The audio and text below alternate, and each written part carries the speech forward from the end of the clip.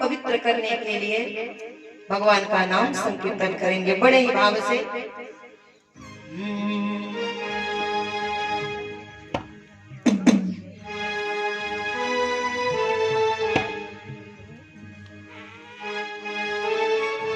बोलिए राघवेंद्र सरकार की, श्री कृष्ण कन्हैया लाल की। राम श्री राम, राम श्री राम, राम श्री राम, राम श्री राम, राम। सभी तालियों की सेवा करते हो बड़े भाव से। राम श्री राम, श्री राम जय राम, जय जय राम, श्री राम जय राम, जय जय राम, राम श्री राम, राम श्री राम, जय जय राम, श्री राम जय राम, जय जय हो। श्री राम जय राम, जय जय राम, श्री राम जय राम, जय जय राम, जय जय राम, राम जय राम।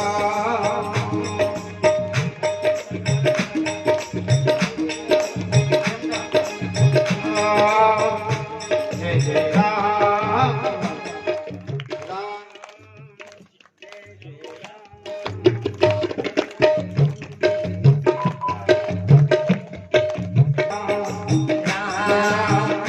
श्री राम,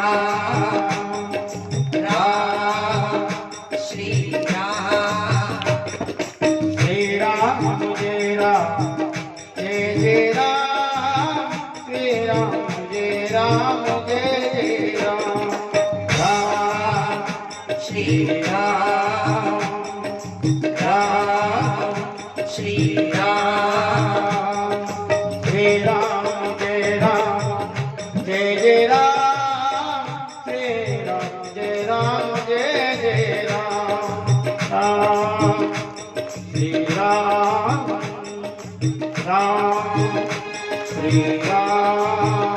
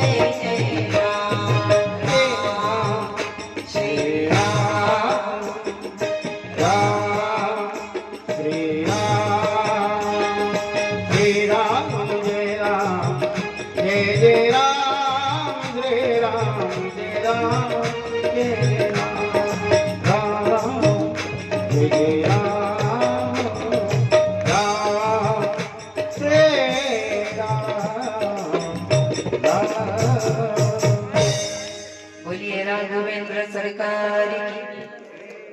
कृष्ण कन्हैया लाल की जय।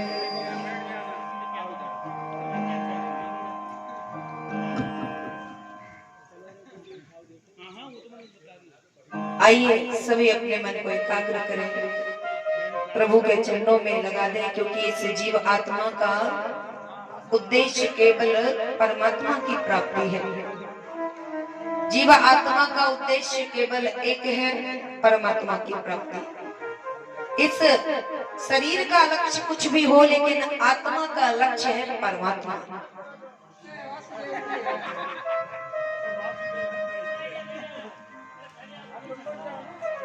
सभी शांति का दान दें, समय बहुत कम बचा है। कथाओं को कितना भी सूक्ष्म किया जाए तो कितना सूक्ष्म किया जाए। 12 स्कंद में 335 अध्याय 18,000 श्लोक है, और समय कितना देते हो? 2.5 घंटा।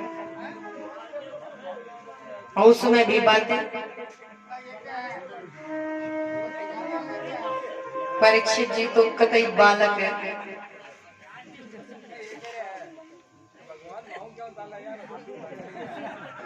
जैसे सनत कुमार थे, बुद्धि बहुत बड़ी, लेकिन देखने में इतने से, पर यहाँ उल्टा है, देखने में इतने बड़े पर बुद्धि बालक सी। बोलिए कृष्ण कन्हैया लाल। तो आइए कथाओं को सूक्ष्म रूप से सुनते हुए, कल हमने माता पार्वती का विवाह उत्सव मनाया।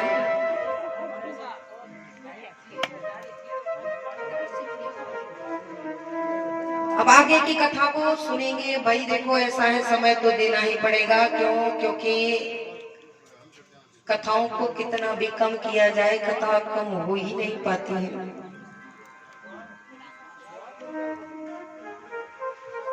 उतनी कथाओं को तो बोलना ही पड़ेगा जो आवश्यक है, जो समझ में आती हो। तो सुनने का प्रयास करो, नहीं तो सौगंध धरा कर सुनाएंगे। तो कल की कथा में हमने माता पार्वती के विवाह को देखा। भगवान शंकर की प्राप्ति उन्हें हो गई तपस्या करने के बाद। हमने सुंदर दिव्य झांकी का भी दर्शन किया। अब आगे की कथा को हम श्रवण करते हैं। बोले मनु के 5 संतानें थी, 2 पुत्र 3 पुत्रियां। उत्तानपाद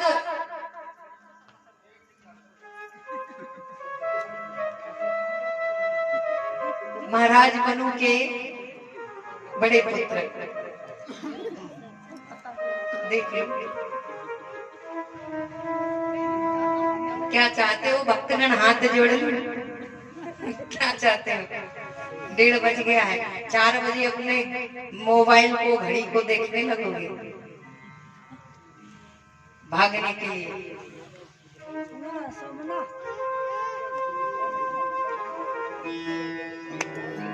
तो यहाँ पर बोले मनु के बड़े पुत्र उत्तानपाद, जिनकी 2 रानियां थी, सुनीति और सुरुचि।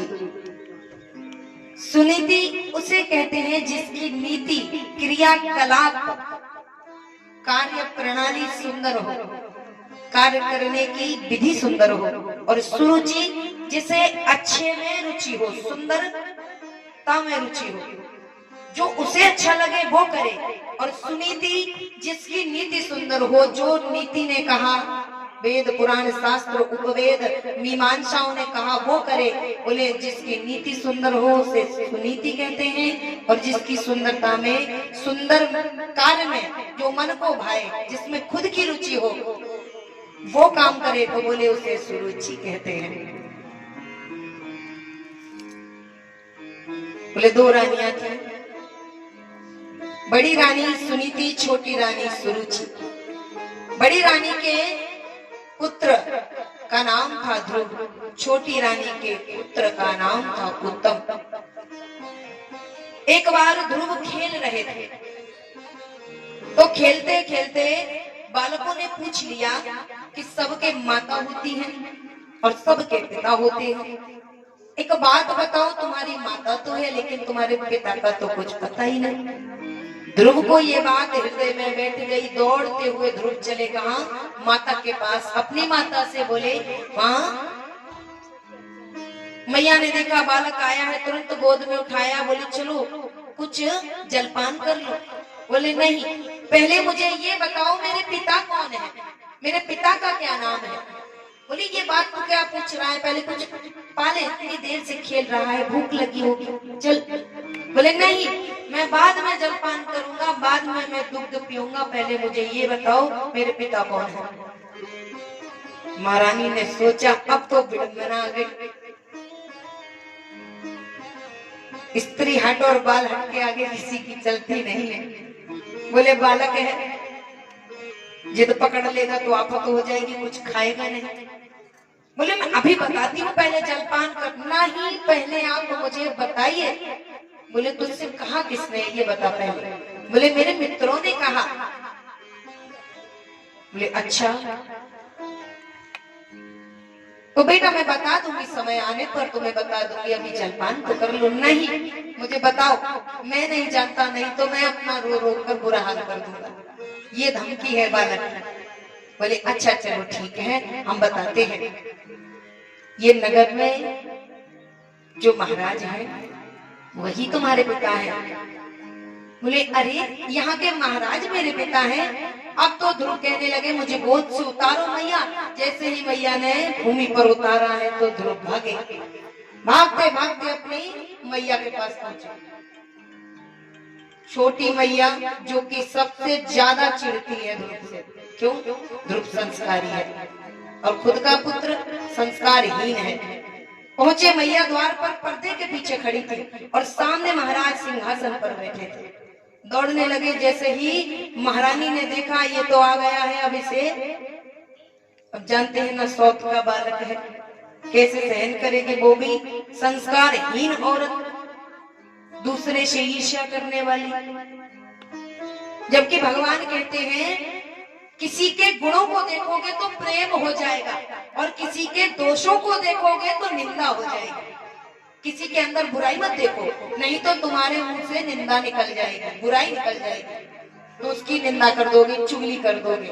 और अगर किसी के गुणों को देख लिया तो उससे प्रेम हो जाएगा। बोले समान रहो, ना प्रेम करो ना निंदा करो।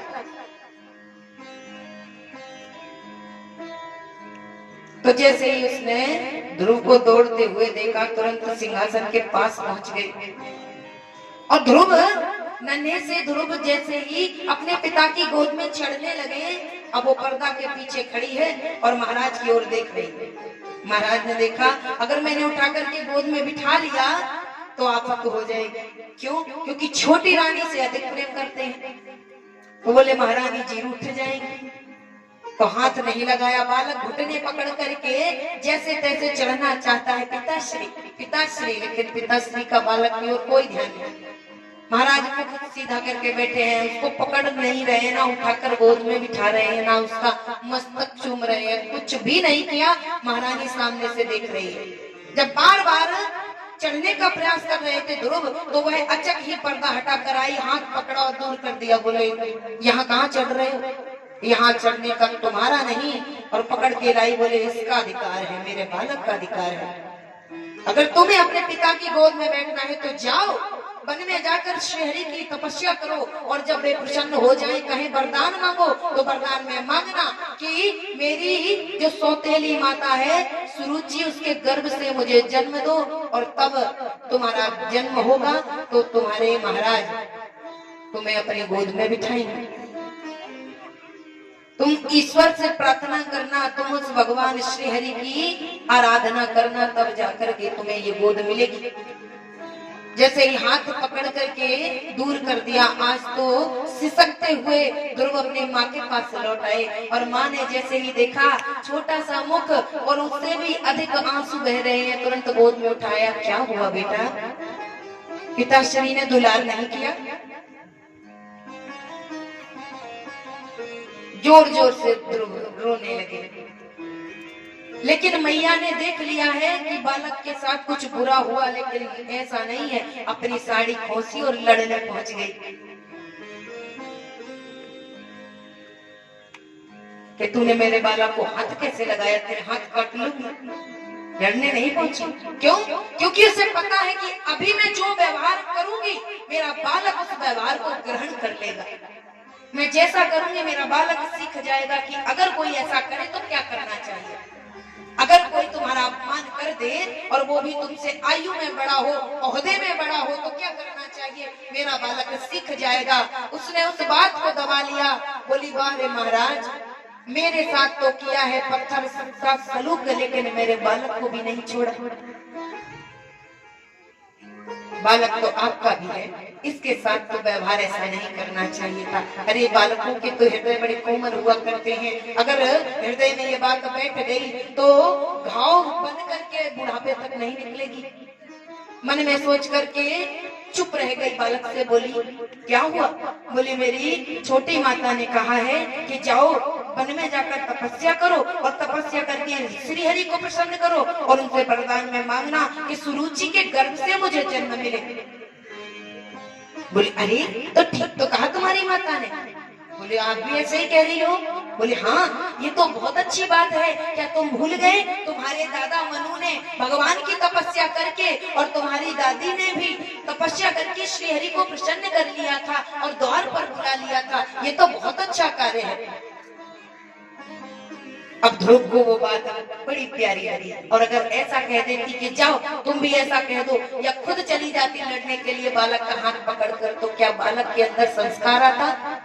नहीं आता। सामने वाले को छोड़ दो, तुम्हारा बालक ही उस व्यवहार को सीख जाएगा जो तुम करोगी।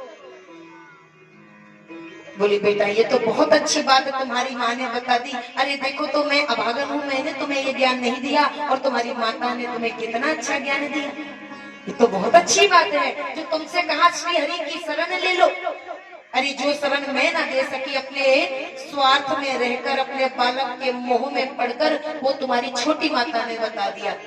ध्रुव ने सोचा कि ये बात सच में बहुत अच्छी है। अब ध्रुव मन में मंथन करने लगे कि मुझे क्या करना चाहिए। 5 वर्ष के बालक हैं। मैया की बात हृदय में बैठ गई। रात्रि पूरी बीती, ब्रह्म मुहूर्त हुआ। बोले ठीक है माता श्री, जैसा आप कहती हैं मैं वैसा ही करूंगा। आज ब्रह्म मुहूर्त हुआ, ध्रुव निकल पड़े।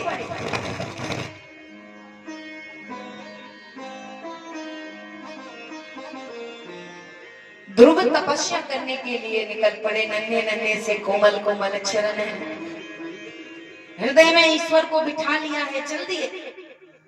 आकाश मार्ग से देवताओं ने देखा, धन्य हो ध्रुव,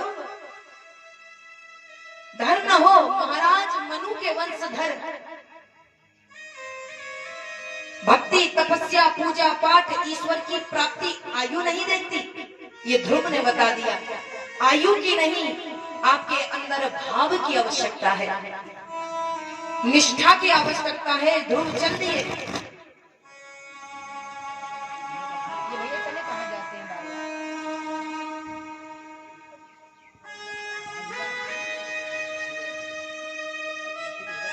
चल दिए हैं। आज घर से निकले, सभी देवताओं ने देखा, आकाश मार्ग से पुष्पों की वर्षा करने लगे ध्रुव के ऊपर। धन्य हो ध्रुव।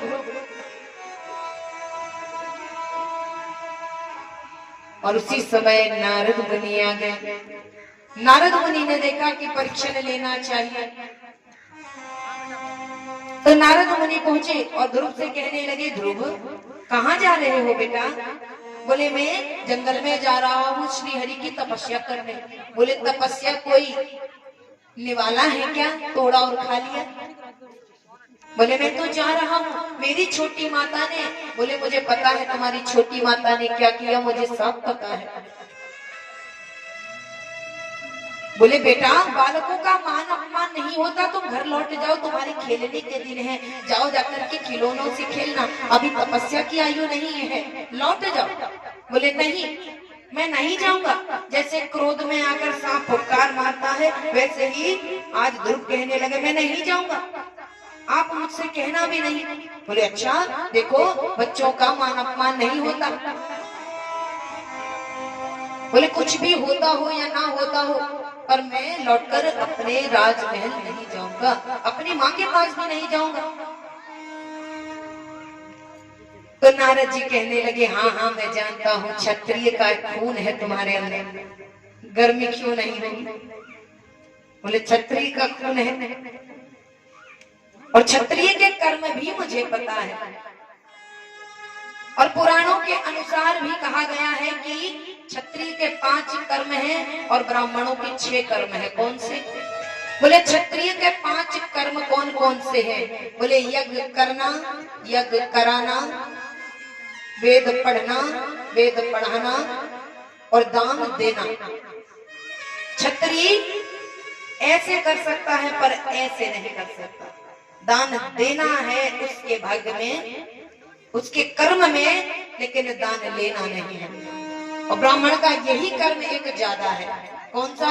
यज्ञ करना, यज्ञ कराना, दान देना और दान लेना, और वेद पढ़ना और पढ़ाना। ब्राह्मण ऐसे कर सकता है और ऐसे भी कर सकता है, पर क्षत्रिय ऐसे नहीं कर सकता, केवल ऐसे कर सकता है। यानी दान दे सकता है पर ले नहीं सकता। चाहे क्षत्रिय भूखा मर जाए पर किसी के आगे हाथ फैलाने का उसका कर्म ही नहीं है। बोले ऐसा है क्षत्रिय। नारद जी ने कहा, मैं जानता हूं क्षत्रिय के कर्म को, तुम्हारे अंदर वो क्रोध है क्योंकि तुम्हारे अंदर क्षत्रिय का खून है। क्यों ना तुम्हें क्रोध आएगा? तुम्हारी माता के जो शब्द हैं वे बाण के जैसे तुम्हारे हृदय पे लगे हैं, प्रहार हुआ है। तो बोले, हाँ महाराज आपने बिल्कुल सही कहा, मुझे उनके शब्द बाण से लगे हैं और यही बाण मेरा काम करेगा कि मैं तपस्या करके ही लौटूंगा। बोले अच्छा तो ठीक है बेटा, तपस्या करोगे, कुछ पता भी है तुम्हें? बोले नारद जी से हाथ जोड़कर बोले, मुझे कुछ पता हो या ना हो, लेकिन तपस्या करके ही घर लौटूंगा, नहीं तो मैं घर नहीं जाऊंगा। जैसे ही ध्रुव चल दिए हैं, अब घर में माता ने देखा कि ध्रुव तो निकल गए, और आज श्री हरि के मंदिर में दौड़ कर गई और श्री हरि के चरणों में प्रणाम करती हुई बोली, हे प्रभु, हे जगत के पालन करता श्री हरि विष्णु, मैंने आपकी जीवन भर आराधना की है, लेकिन आज मैं एक और प्रार्थना आपके चरणों में करती हूँ।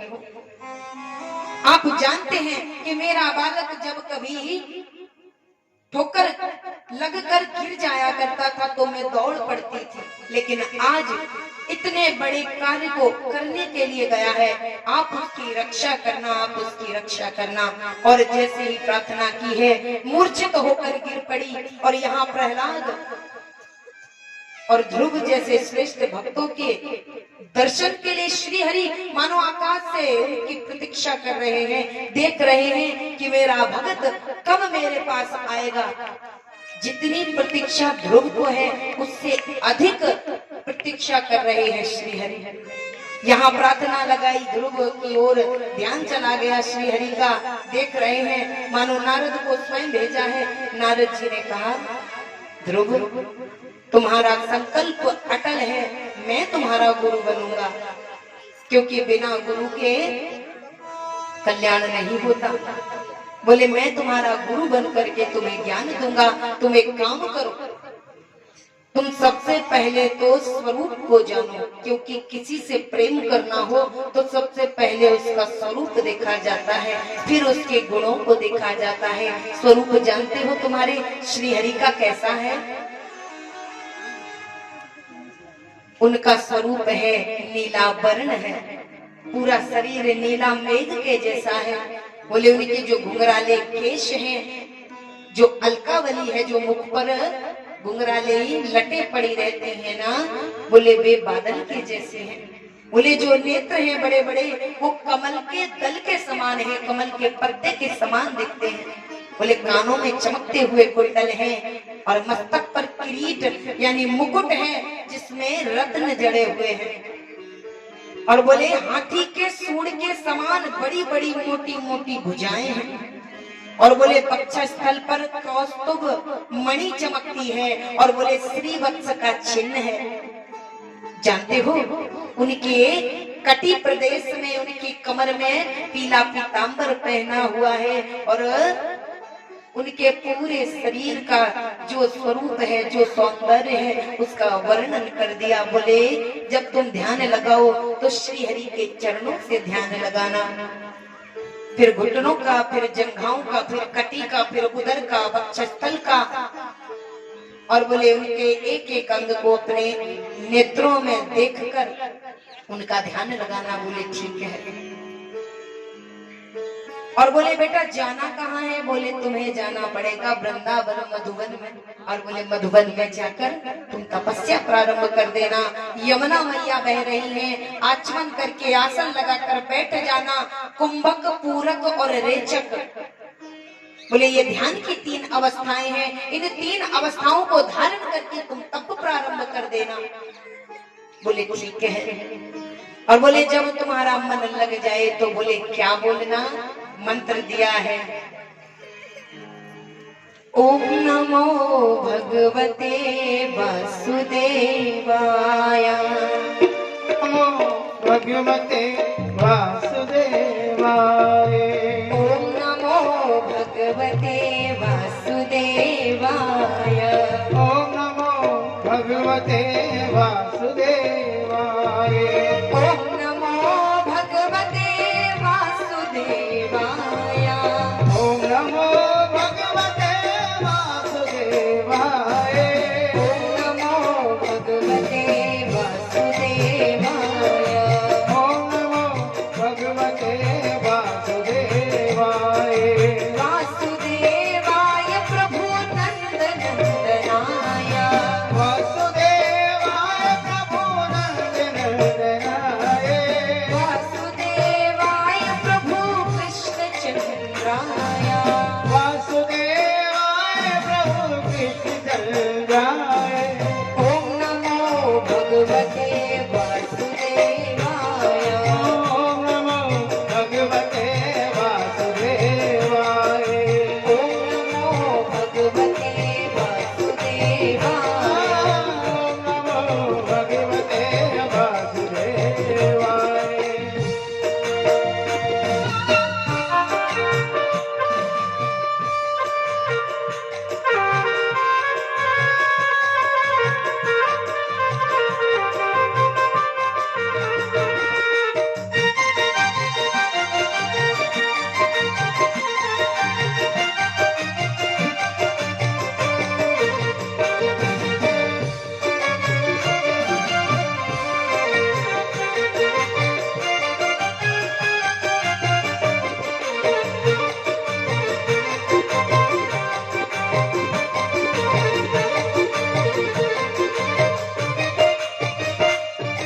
ओम नमो भगवते वासुदेवाय, ओम नमो भगवते वासुदेवाय, वासुदेवाय प्रभु नंद नंदनाय, वासुदेवाय प्रभु नंद नंदनाय, ओम नमो, ओम नमो, ओम नमो भगवते वासुदेवाय, ओम नमो भगवते वासुदेवाय, ओम नमो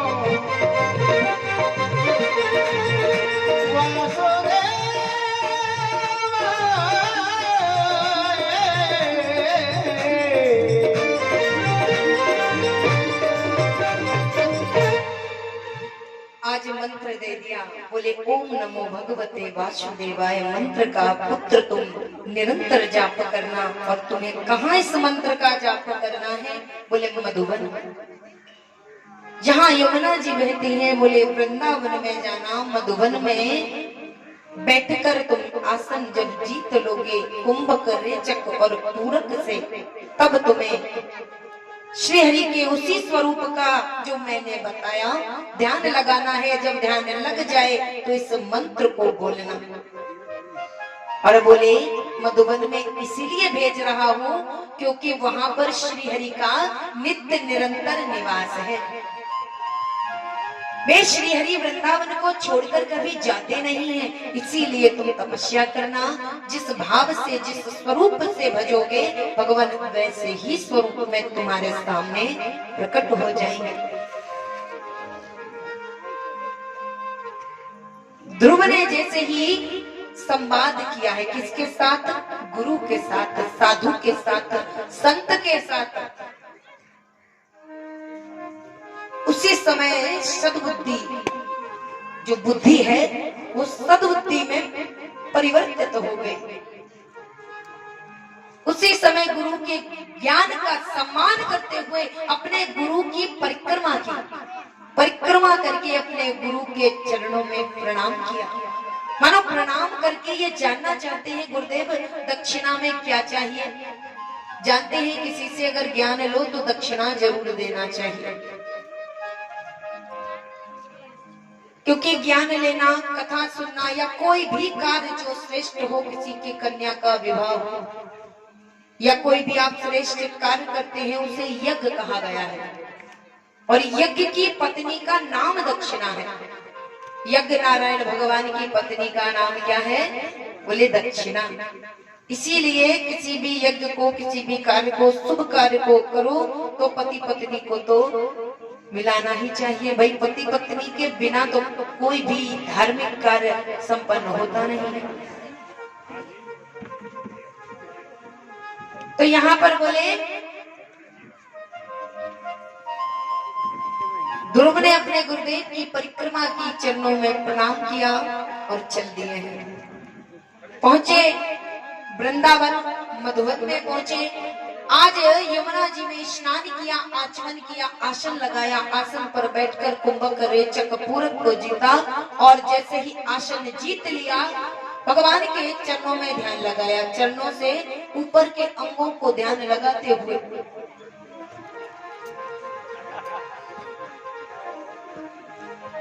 अचक ही जैसे ही आसन पर बैठे हैं, देखो तो भगवान की कृपा कि ध्रुव का ध्यान लग गया और उसी मंत्र का जाप करने लगे जो नारद मुनि ने दिया था।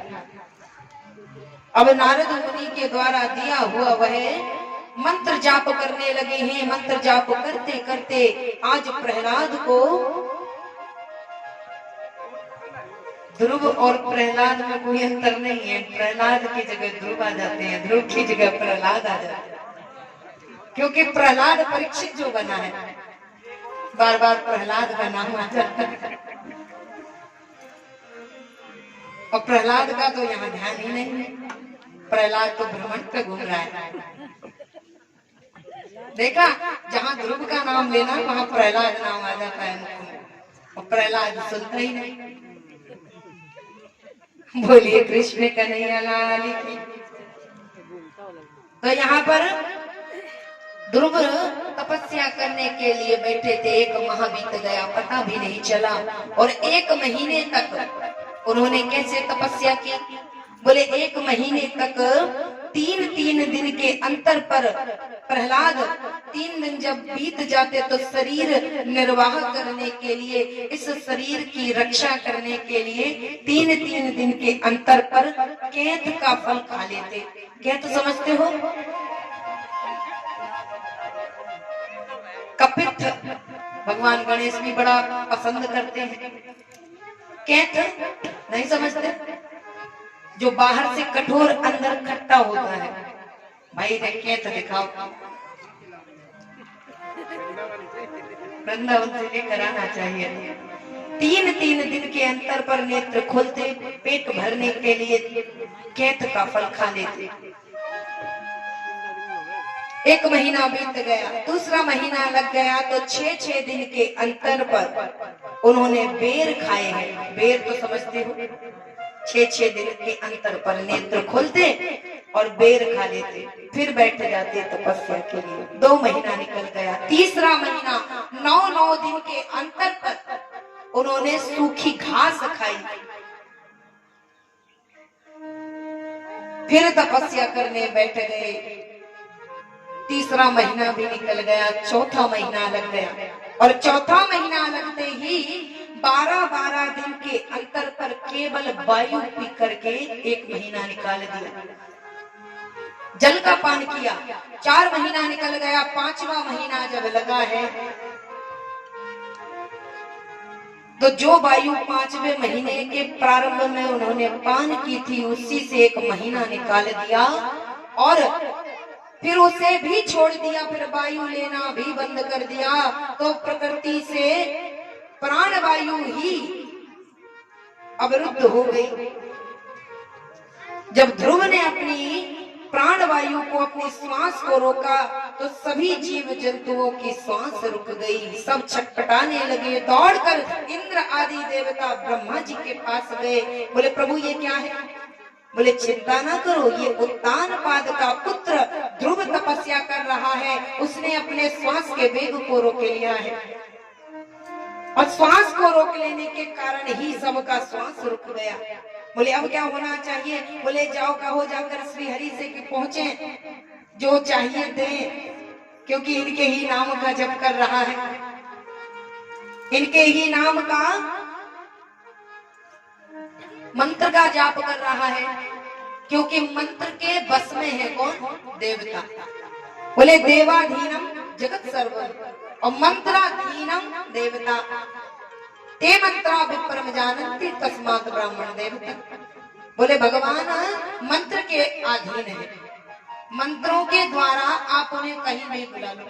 क्यों? क्योंकि परीक्षित को जब सर्प ने डसा, जब परीक्षित को सर्प ने, तक्षक ने डसा, तो जन्मेजय जो परीक्षित के पुत्र हैं उन्हें क्रोध आ गया, तो वे सर्प को जलाने वाला यज्ञ करने लगे, सर्प को मारने वाला। मंत्र बोलते ब्राह्मण जहां भी सर्प थे सबको बुलाते और यज्ञ कुंड में वे आकर के मंत्र के बल पर यज्ञ कुंड में कूद जाते और उनका प्राण निकल जाता, जलकर भस्म हो जाते। इतनी ताकत है मंत्रों में। और उन मंत्रों के कारण बोले श्री हरि भी अब बस में हो गए हैं। अब श्री हरि नन्हे से बालक ध्रुव के सामने प्रकट होने वाले हैं। देवताओं ने जाकर के कहा प्रभु कृपा करो, आपके प्रकृति का श्वास अवरुद्ध हो गया उस ध्रुव के कारण, जाओ जाकर के उसे दर्शन दो, नहीं तो प्रकृति नष्ट हो जाएगी। आज श्री हरि अपने आसन से उठे और चल पड़े वहां जहां मधुवर में ध्रुव तपस्या कर रहा था। और जैसे ही श्री हरि सामने खड़े हैं, वत्स पुत्र ध्रुव, आवाज लगाई लेकिन ध्रुव ने नेत्र नहीं खोले। श्री हरि समझ गए मेरे स्वरूप के सौंदर्य में डूबा हुआ है। आज जो हृदय में, ध्रुव के हृदय में जो स्वरूप था उस स्वरूप को खींच लिया। जैसे ही हृदय से उनकी झांकी, उनकी छवि गायब हो गई, नेत्र छटपटा कर खोले ध्रुव ने, तो देखा जो हृदय में देख रहे थे उसी स्वरूप को आज वे अपने सामने देखने लगे। श्री हरि उनके सम्मुख खड़े हैं। जैसे ही देखा, देखते ही रह गए कि अरे मेरे गुरुदेव ने, नारद मुनि ने यही तो स्वरूप बताया था और उसी स्वरूप में मेरे सामने श्री हरि खड़े हैं। जैसे ही देखा, आज स्तुति करना चाहते थे लेकिन कुछ आता ही नहीं है, स्तुति करें कैसे? तो भगवान ने अपने दक्षिणावर्ती शंख को, जो वेदमय शंख था, उस शंख को ध्रुव के कपोल पर लगा दिया। फिर प्रहलाद कह दिया, बोले ध्रुव के कपोल पर लगा दिया। आज ध्रुव श्री हरि की स्तुति करने लगे। आप जगत के कर्ता है, नियंता है, आपका ना आदि है, ना अंत है, ना मध्य है। आप चाहे तो राजा को रंग और रंग को राजा बना सकते हैं। मैं आपकी शरण में हूँ। इस प्रकार प्रभु के चरणों की प्रार्थना करने लगे, बार बार स्तुति करके, प्रसन्न होकर के, मानो हृदय से लगना चाहते हैं श्री हरि के। भगवान समझ गए आज प्रभु भूमि पर बैठे ध्रुव को हृदय से लगा लिया। नन्हा सा ध्रुव बोले बताओ वत्स क्या चाहिए? तुम वो मांगो जो तुम्हें चाहिए। बोले जो चाहिए मांग लो ध्रुव, अब क्या मांगे। जो मांगना था वो मैल तो सब भूल गया तपस्या में। भूल गए कि मैं क्यों आया था, किसी से ईर्ष्या थी, द्वेष था, सब भूल गए। बोले मांगो बस, मांगो क्या चाहिए। आज ध्रुव क्या मांगे। बोले प्रभु मुझे कुछ नहीं चाहिए। बोले नहीं, जो तपस्या करता है उसे फल तो लेना ही पड़ता है। कर्म का फल देना मेरा कार्य है। सो तुम बताओ तुम्हें क्या चाहिए। बोले मुझे कुछ नहीं चाहिए। बोले नहीं मैं तो दूंगा। एक काम करो, तुम पहले 36,000 वर्षों तक राजपाट को संभालना। उसके बाद मैं तुम्हारे लिए एक लोक का निर्माण कर रहा हूँ, जिस लोक का नाम है ध्रुव लोक, और तुम बाद में जाकर उस लोक में 36,000 वर्षों तक निवास करना। बोले मैंने तुम्हारे लिए ऋषि, सप्त ऋषि मंडल से भी ऊपर एक लोक का निर्माण किया है, उस लोक में जाकर के तुम निवास करना।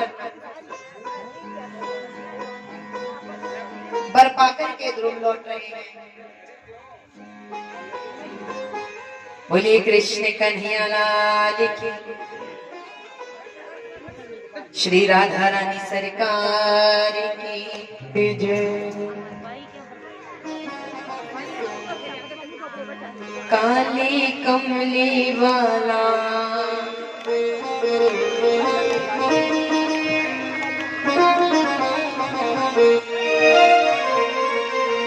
काली कमली वाला मेरा यार है। काली कमली वाला मेरा यार है। मेरे मन का मोहन तू दिलदार है। काले कमले वाला मेरा यार है। होए होए मेरे मन का मोहन तो दिलदार है। काली कमली वाला मेरा यार है। यार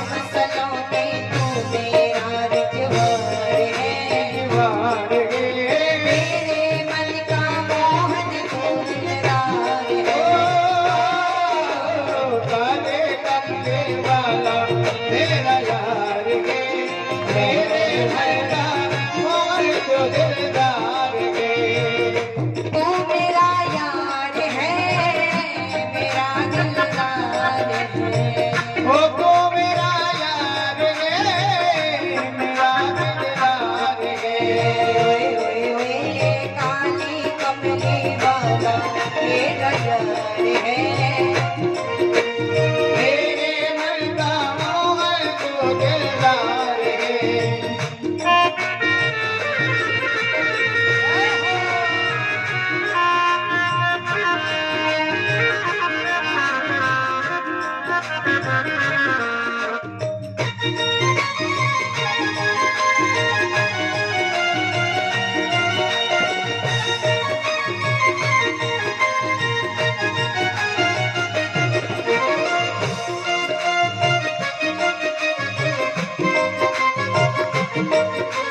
तू मेरा मैं तेरा प्यारे ये जीवन अब तेरे सहारे ये जीवन अब तेरे सहारे ये जीवन अब तेरे सहारे तू मेरा मैं तेरा प्यारे ये जीवन अब तेरे सहारे ये जीवन अब तेरे सहारे ये जीवन अब तेरे सहारे तेरे हाथ इस जीवन की पतवार है पतवार है तेरे हाथ इस जीवन की पतवार है पतवार है मेरे मन का मोहन तू दिलदार है ओ काले कमले वाला मेरा यार है मेरे मन का मोहन को दिलदार गे तू मेरा यार है मेरा दिलदार है ओ मेरा यार है तेरा दिलदार है ओए ओए ओए काली कमली वाला मेरा यार है मेरे मन का मोहन तू दिलदार है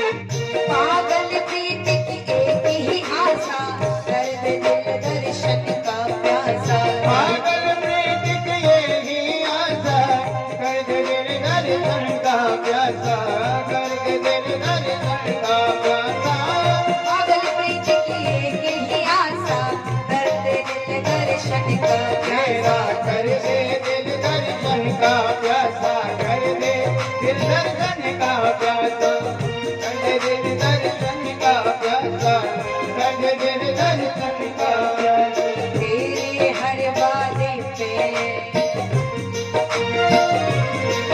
तेरे हर वादे पे मुझे एतबार है बाहर है तेरे हर वादे पे मुझे एतबार है बाहर है मेरे मन का मोहन तू दिलदार ओ है काले कमले वाला मेरा यार गे मेरे मन का मोहन को दिलदार गे मेरे मन का मोहन को दिलदार काले कमले वाला मेरा यार गे मेरे मन का मोहन को दिलदार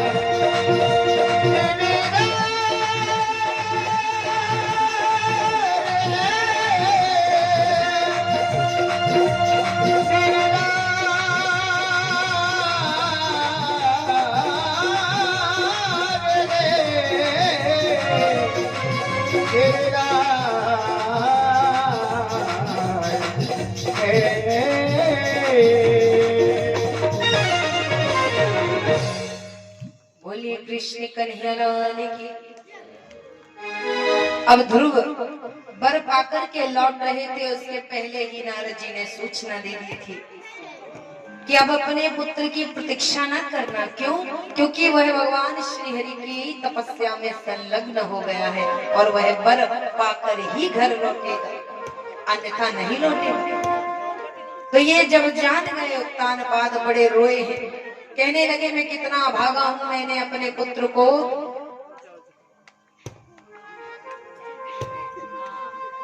दुलार ना करके उसे जंगल में पशुओं के हवाले कर दिया, वन्य जीवों के हवाले कर दिया।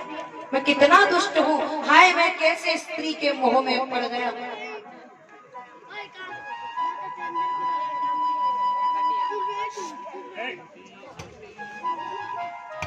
आज खिलौने नहीं मिलेंगे, ध्यान रखना।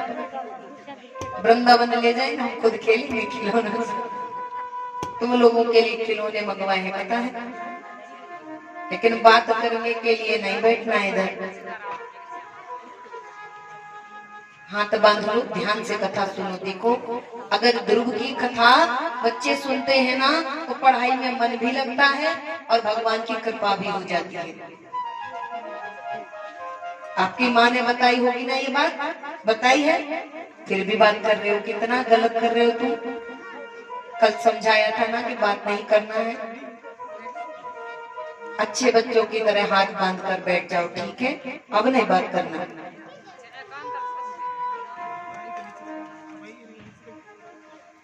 तो आज उत्तानपाद प्रसन्न है कि मेरा पुत्र वर प्राप्त करके लौट रहा है। देखो मैंने अपना जीवन निकाल दिया पर श्री हरि के दर्शन न कर पाए, लेकिन देखो मेरे बालक ने वो कार्य कर दिखाया जो मैं न कर सका। प्रसन्न है, तैयारियां लग रही हैं, रथ तैयार किया आपने, बालक को लेने जा रहे हैं। हजारों की संख्या में सेवक दास दासियां, महल के कोने कोने में दीपक जलाए गए, तोरण बंदर बार बांधे गए, रंगोलियां सजाई गई। थाल सजा करके माता सुनीति नहीं सुरुचि खड़ी है।